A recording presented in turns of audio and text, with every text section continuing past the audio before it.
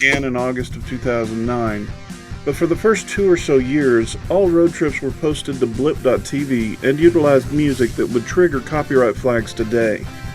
I could repost the old videos to YouTube, but I feel that a newly re-edited video would be better. As such, the footage you are watching is very old. The original video was a top 5 listing, and not very interesting. This time I think we'll just take a second look at A-Kon and QuakeCon.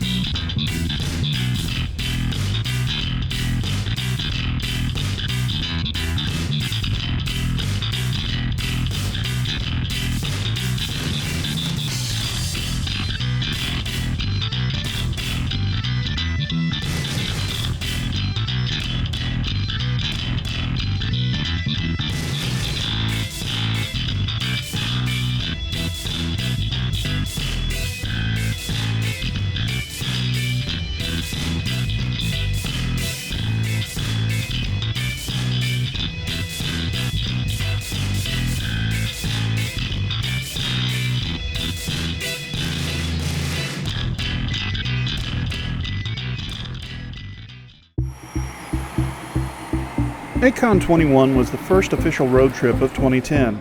The errors and lessons learned from the August Trifecta 2009 were fresh on my mind. I had a new video camera and an intention to make a better first trip. I pre-bought my registration and arrived on Thursday for early check-in. I booked a hotel in Irving, Microtel if I remember correctly, and arrived with plenty of time to take care of check-in. Of course, I found out that the on-site registration line was far shorter during early check-in, but I was happy to get the pre-registration goodie bag and have the extra security in knowing that it was already taken care of. There was nothing else to do at AKon on Thursday in 2010, so I went out for a burger and then made my way to the Irving Mall to see a movie. I'd also made a visit to Six Flags prior to all of this. There was a small carnival in the mall parking lot, but I didn't go to that. I knew there was no way any of their rides would be big enough for me and that they would have been badly overpriced. Officially, AKon began on Friday. I attended a few panels and spent some time in the gaming area. In 2010, the event was hosted at the Sheraton in downtown Dallas. Even then, it had largely outgrown that venue. The con hosted a few rooms and activities in the main hotel. The majority of activities, panels, vendors, main stage, viewing rooms, and Artist Alley were spread out over 3 floors of the Sheraton's Conference Center. And the gaming area was located in the Plaza of the Americas. The hotel over there at the time was Westin, I think. I believe it's a Marriott now. The gaming area included a tabletop room, a console room, and a PC LAN. This was a pay-to-play LAN. I don't remember the prices now, but you paid a certain amount for a certain number of hours. The food court at the plaza was obviously very popular. Parking was probably my largest issue during that trip. The available parking was limited to the garage at the Plaza of the Americas, the valet parking at the Sheraton and Westin, and a host of public paid parking lots in the neighborhood. But the public lots mysteriously threw up signs, "No event parking," on Friday. I parked several blocks away that day after approaching a lot with an angry, bald security guard that ordered me to back up and leave when I approached. The temperature was over 100 degrees Fahrenheit all weekend, meaning that even the air-conditioned conference center was overly warm. But the ice rink at the plaza was pretty cool. In planning for that trip, I packed a backpack with art supplies, camera gear, and bottles of water. I made multiple trips back to my car during the day to check the vehicle, roll down windows, and run the AC, and restock on water. Well, it's about 2:45. I decided to take a little break, come check on my car. Maybe roll its windows down. It's pretty hot now. I know they were predicting the temperature to be pretty close to 100 degrees, maybe a little higher. And I wanted to make sure that I'd cracked one of the windows, make sure that nothing happened to it. Also, chance to restock my supply of water I've been carrying. Unfortunately, the interior of this car is already so hot that the water, for me, I can't drink it. I'd have to make it into coffee or something. It's just too hot. So On Saturday and Sunday, I parked in the garage at the Plaza of the Americas.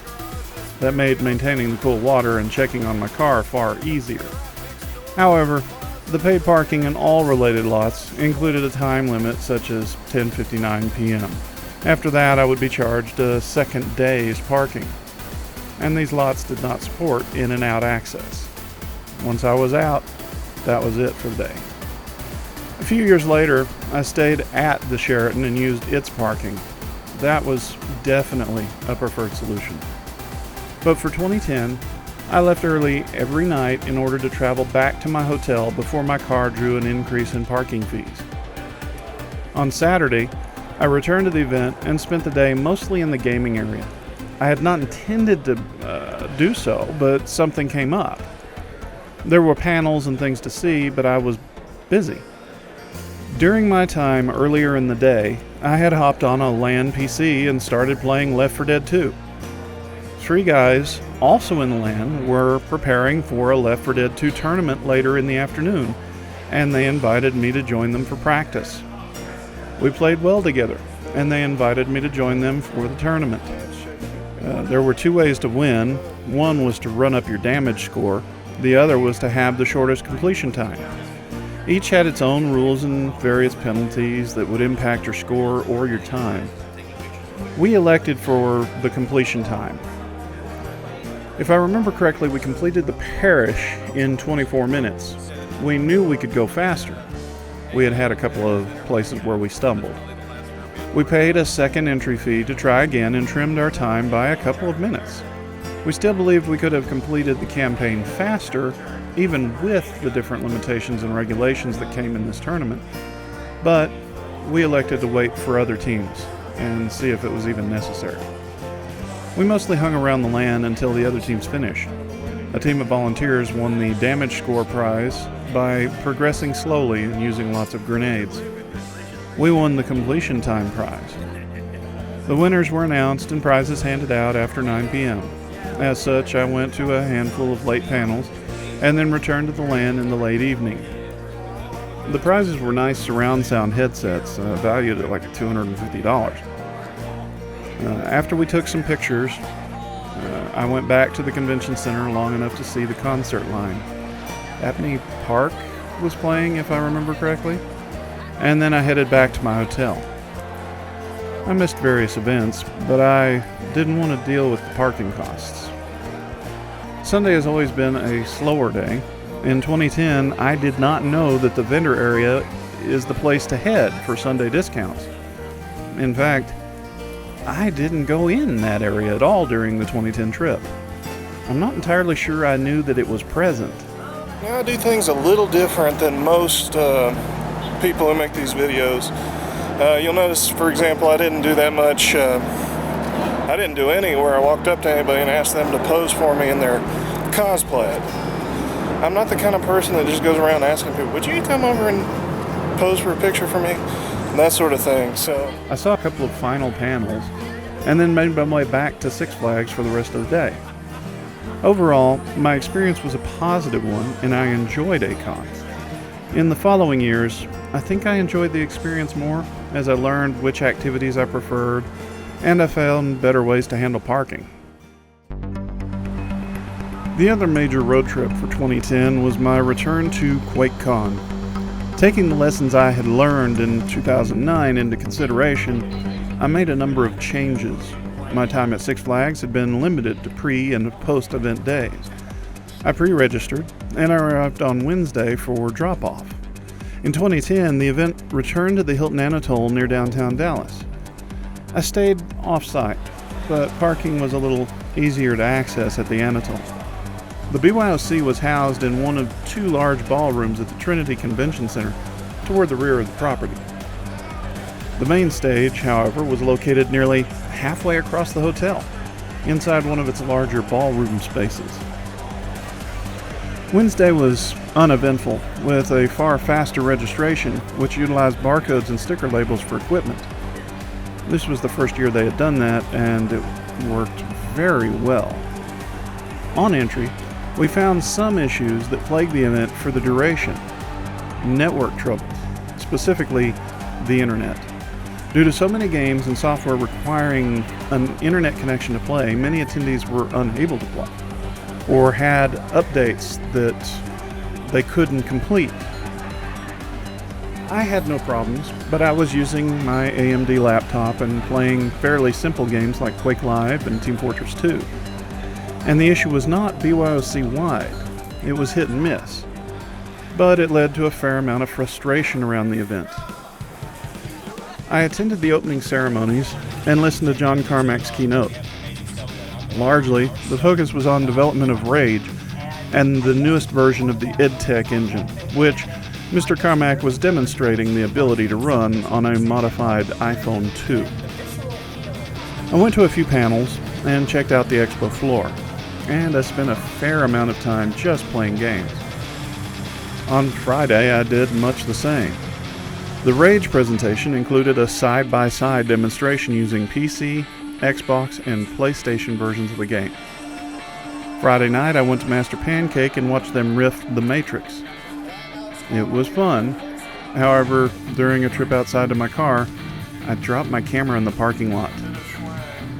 That new camera never worked the same. It worked, but the autofocus was often off and required zooming it in and out to clear the image. And the light sensor seemed to be jostled regularly.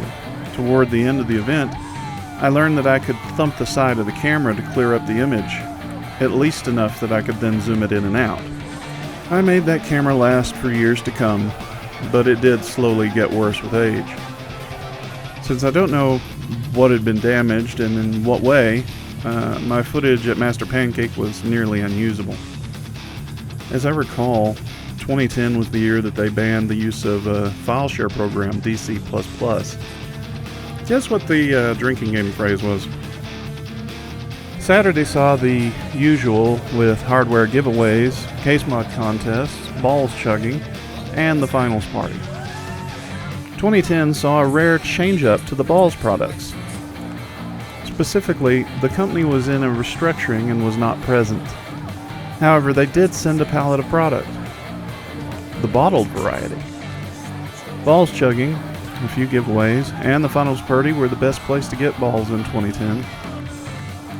But being glass, you were kind of limited on where you could take them. Food at the finals party was far more reserved that year.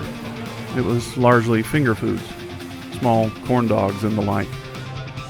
Still, it was nice to have something. There were 2 cars given away by Ventrilo in 2010, one red Mustang and one blue. The winners were happy with the cars they received, but agreed to play a Capture the Flag tournament with impromptu teams just for the fun, with the prize being the choice of the 2 cars. The 2010 trip was far more enjoyable for me than in 2009. It was in that experience that I learned that I had been right in my prior assumption. I don't have much in the way of lessons learned for 2010. I applied my 2009 lessons and it was a far greater trip, vastly improved. It would be at least another year before I really started to fall into a routine with these trips. Most of my learning in 2010 was more about how I wanted to film and what I would like to do during my stay. And maybe to be a bit more careful with my camera. I've enjoyed my experiences, even when there have been some negative times mixed in. This year marks the return to QuakeCon in person, first time in 3 years. And I'm really looking forward to the experience, even though it truly isn't the same event that it was when I first started attending. If I can name a real regret after completing these redone videos from 2009 and 2010, I'd say I regret not learning about and attending these events sooner. The BWL road trip has been a fun overall time, and I look forward to other trips in the future. Thanks for watching, guys, and taking these trips with me.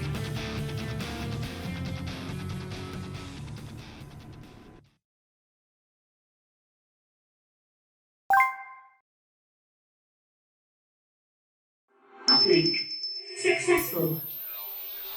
Thanks for watching, folks. Be sure to leave a like and a comment. While you're at it, check out the Discord. It's available, the link's in the description, and all over our website. Also, be sure to subscribe and use the bell notification on YouTube so that you can get timely updates. We're just a little bit too small for their algorithm.